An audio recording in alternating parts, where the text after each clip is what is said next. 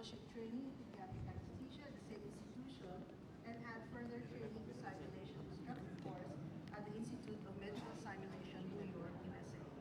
She is currently a medical associate professor at UP College of Manila and is also affiliated with St. Luke's Medical Center Global and Asian Hospital and Medical Center. Just a few house rules. We would appreciate very much if you would turn your phones into silent mode for now, and we will have questions at the end of the session. If you are shy, you can just write down your questions on a piece of paper and just hand it over to us. So, without wasting any more time, let's start.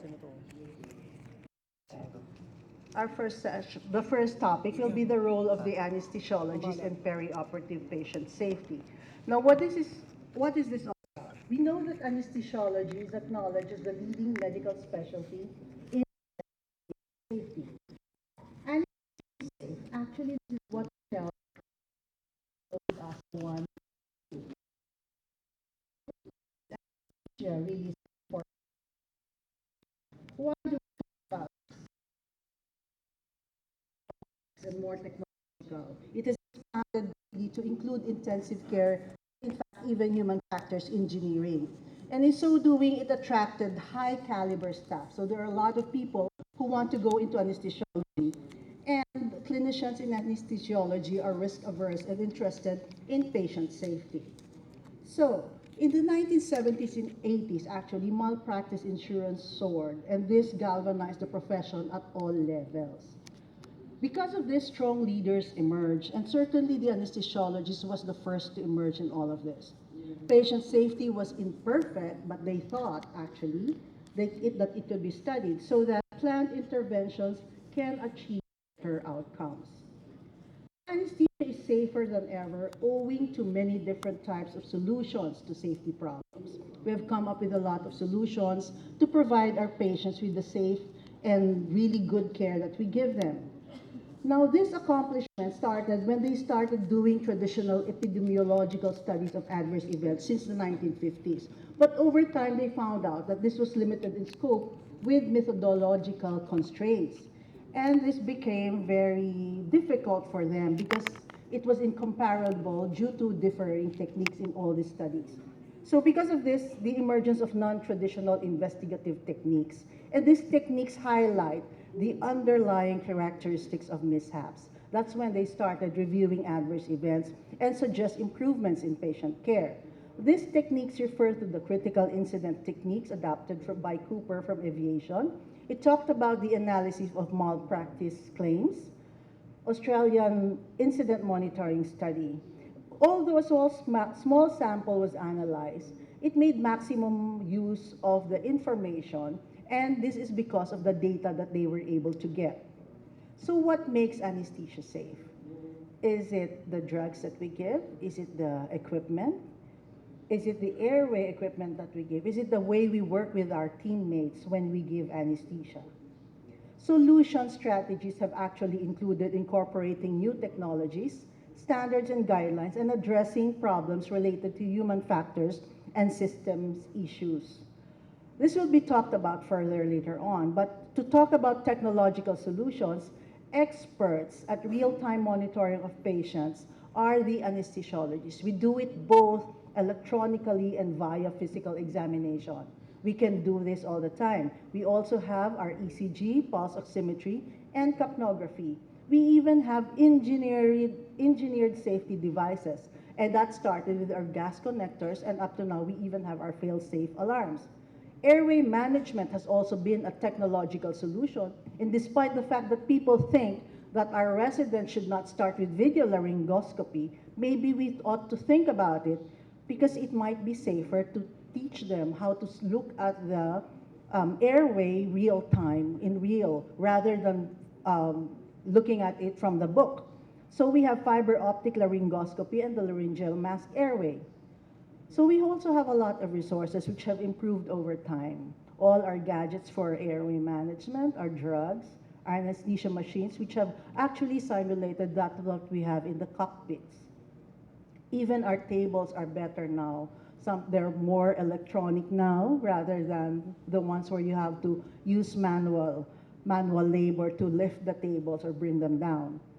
So we also have standards and guidelines for the anesthesiologists, and this started in 1980 when they started to promulgate practice parameters.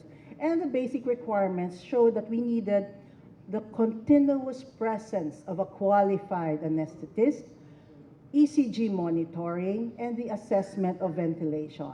Over time, we have updated the standards, and pulse oximetry was required during and after anesthesia.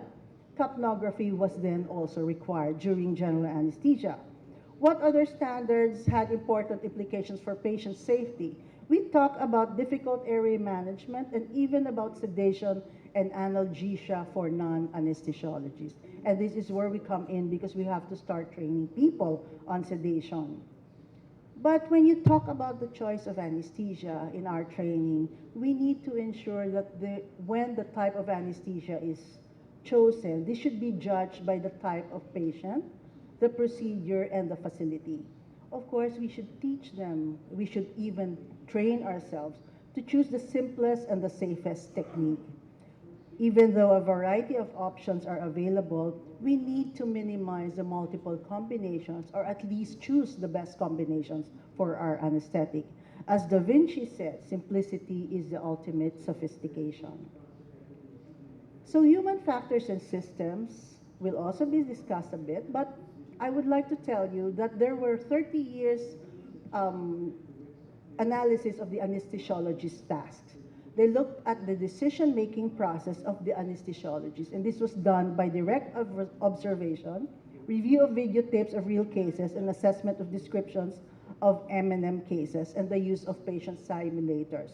And because of this, the academic anesthesiologist thought that it should be an inside-out approach, meaning looking at ourselves and looking at what we do and eventually finding out how we can improve. That will be in the second, done by the second speaker. But I'd like to tell you that all this started with systems issues by Perot in accidents applied to anesthesiology. James Reason also had something to do with us by teaching us the latent error model systems accidents. The Anesthesia Patient Safety Foundation and the U.S. Food and Drug Administration in 1990 actually sponsored a groundbreaking expert workshop on human error in anesthesiology. And that is why we have made it safer for our patients, because we review the things that we do. So currently, the anesthesiologists would like to work on the theory of high reliability organization as a model for performing highly hazardous activities with very low failure rates. As applications for patient simulation, which will be discussed by our third speaker, anesthesiologists are actually the pioneers in developing and applying patient simulation for research and training. And this have many advantages, which include no risk to patients. Many scenarios can be presented, uncommon but critical, in which rapid response is needed. That is where we need this kind of practice. Participants can also see the results of their decisions and actions and maybe work a little bit more on this. Identical scenarios can be presented to different clinicians or teams who may have different responses, which can be discussed during the briefing. So the interventions to improve safety culture and communication show us as leaders, as team members, wherein we actually ensure that we have teamwork and we ensure that there is behavior change. And we see this very much in all the programs that we have seen lately. Like, for example, the enhanced recovery after surgery, behavior changes where we have seen the anesthesiologist work with the surgeon and looking at sign in, time out, and sign out. So despite this low anesthesia-specific risk, anesthesia management has an important impact on perioperative risk and perioperative outcomes. But where does patient safety begin? It actually begins with the patient, the kind of patient that we have. Then it goes on to talk about the